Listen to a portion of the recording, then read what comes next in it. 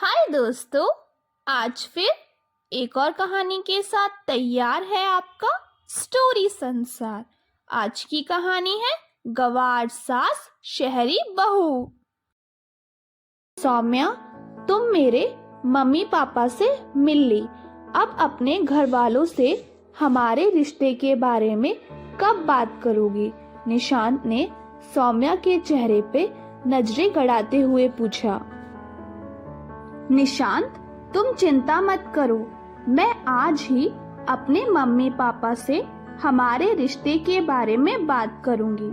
पर मैं लड़की हूं ना, इसीलिए डर भी लग रहा है, कहीं घर वाले तैयार नहीं हुए तो।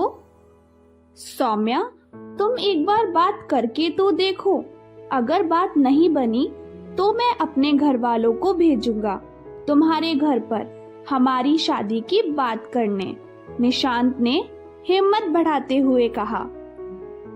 फिर दोनों कॉलेज से अपने अपने घर की ओर चल पड़े। सौम्या पूरे रास्ते एक ही बात सोच रही थी कि जब वो अपने मम्मी पापा को निशांत के बारे में बताएगी तो वो लोग क्या सोचेंगे। घर पर तो जैसे बम सा फट जाएगा। सौम्या जब घर पहुंची तो उसके मम्मी पापा बिल्कुल सामने ही सोफे पर बैठे मिले। सौम्या मन ही मन सोचने लगी, इससे अच्छा मौका मुझे फिर कभी शायद नहीं मिलने वाला। हिम्मत करके अब जो मन में है वो बता देना चाहिए। सौम्या डरते डरते बोली, माँ पापा, मुझे आप दोनों से एक जरूरी बात करनी है। हाँ बेटा, बोलो ना, क्या बात करनी है तुम्हें?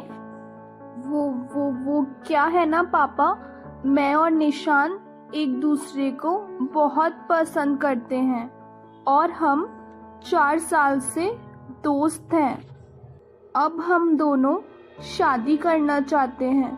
सौम्या डरते डरते अपने पापा से बोली। ठीक है बेटा, जब तुम दोनों एक दूसरे को पसंद करते हो और जीवन भर साथ रहना चाहते हो तो हमें कोई दिक्कत नहीं है इस रिश्ते से। मैं और तुम्हारी माँ कल ही निशांत के घर जाते हैं तुम्हारा रिश्ता लेकर। अगली सुबह सौम्या के घर वाले निशांत के घर गए। निशांत की मम्मी ने इन लोगों के स्वागत में कोई भी कमी नहीं छोड़ी। शादी के संदर्भ में दोनों पक्षों ने खुलकर बात की और फिर निशांत और सौम्या की शादी तय हो गई। एक शुभ मुहूर्त में दोनों का विवाह धूमधाम से हो गया।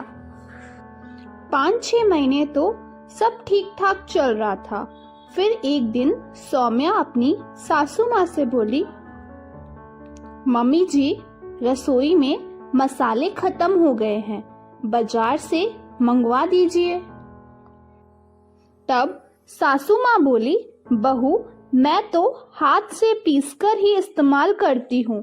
साबुत मसाले रसोई के डब्बे में रखे हैं, उसे सिलबट्टे पर पीसकर इस्तेमाल करो। ना बाजार से मेरे लिए आए थे पिसे हुए मसाले, ना तुम्हारे लिए आएंगे। सासू माँ की 2 टूक बातें सुनकर बेचारी सौम्या अपने कमरे में जाकर बहुत रोई। निशांत के घर आने के बाद आज की घटना के बारे में उसने निशांत को बताया तो निशांत ने साफ शब्दों में कह दिया, मैं अपनी माँ से कुछ नहीं बोल सकता। दूसरे दिन सौम्या रसोई का काम निपटाने के बाद कपड़े धोने जा रही थी। तभी सासू माँ ने कहा, अरे बहू, तुम कपड़े धोने जा रही हो क्या? जी मम्मी जी, सौम्या ने कहा। हाँ, तो गिने चुने 4 कपड़े धुलने हैं, उसके लिए भी मशीन लगाने की क्या जरूरत है? वो तो तुम हाथों से भी धो सकती हो, फालतू में बिजली फूकने को तैयार बैठी रहती हो, सासू माँ ने कड़े स्वर में कहा। बेचारी सौम्या ये सुनकर अवाक रह गई। वह मन ही मन सोचने लगी, ये कहाँ फंस गई हूँ मैं। वह वहीं सोफे पे बैठकर सोचने लगी कि मम्मी जी की इस छोटी सोच को बदल कर ही रहूंगी मैं। अगले दिन सुबह सासू माँ के उठने से पहले ही सौम्या रसोई घर में गैस वाला चूल्हा हटाकर उसने वहां पर मिट्टी का चूल्हा रख दिया। उसने किसी से लकड़ी मंगवा ली और उसी से खाना बनाने लगी। जब सासू माँ सोकर उठी और ये देखकर वह बहुत तेज चिल्लाई, सौम्या ये क्या है, जल्दी इधर आओ। सौम्या उनके पास गई और बोली, जी माँ जी बताएं क्या हुआ। अरे बहू ये क्या लगा रखा है, पूरे घर को काला करोगी क्या? सौम्या की सासू माँ बहुत तेज गुस्से में बोली। अभी तक तो वो सिर्फ चूल्हे के लिए ही चिल्ला रही थी। इतने में उनकी निगाह कोने में रखे जाने वाले फ्रिज पर गई। वहाँ फ्रिज की जगह मिट्टी की सुराही थी। ये सब देखकर उनके गुस्से की तो कोई सीमा ही नहीं रही। तभी सौम्या प्यार से बोली, मम्मी जी मैं यही तो आपको समझाने की कोशिश कर रही थी कि आज के समय में गैस चूल्हे पर खाना लोग इसीलिए बनाते हैं जिससे समय की बचत होती है। फ्रिज में सामान इसीलिए रखते हैं जिससे घर में रखे खाने पीने का सामान खराब ना हो। मैं आपका अपमान नहीं करना चाहती थी, पर आज के जमाने के हिसाब से चलना सीखे तो बेहतर होगा ना। ये सब सुनकर सासू माँ बोली, सही बोल रही है तू, मुझे मेरी गलती का एहसास हो गया है। मैं ही नहीं समझ पाई इन बातों को।